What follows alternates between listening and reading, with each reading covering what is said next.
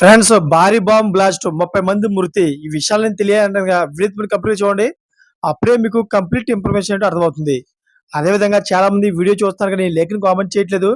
This is లేఖని comment చేయండి. లేఖని comment చేయడం వల్ల ఈ ఇన్ఫర్మేషన్ అంతా మనం చాలా మందికి తెలియజేయగలుగుతాం. అదేవిధంగా చాలా మంది సబ్స్క్రైబ్ చేసుకోవడం మర్చిపోతున్నారు. దయచేసి సబ్స్క్రైబ్ చేసుకోండి. సబ్స్క్రైబ్ చేసుకోవడం వల్ల నేను చేసే ప్రతి ఒక్క అప్డేట్ మీరు ముందుగానే పొందగలుగుతారు.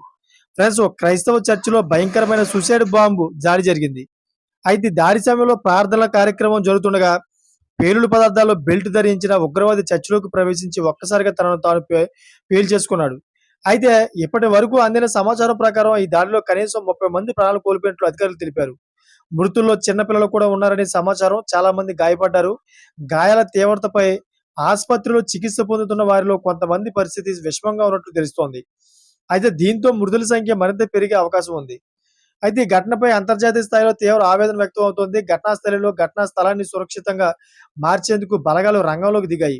చర్చిలోని సీసీటీవీ ఫుటేజ్లను పరిశీలిస్తూ దాడికి పాల్పడిన ఉగ్రవాది సమాచారాన్ని గుర్తించుకు ప్రయత్నాలు సాగుతున్నాయి. అయితే ఇప్పటివరకు ఈ దాడికి సంబంధించిన బాధ్యత వహించిన ఉగ్ర సంస్థలు ఏవీ లేవు.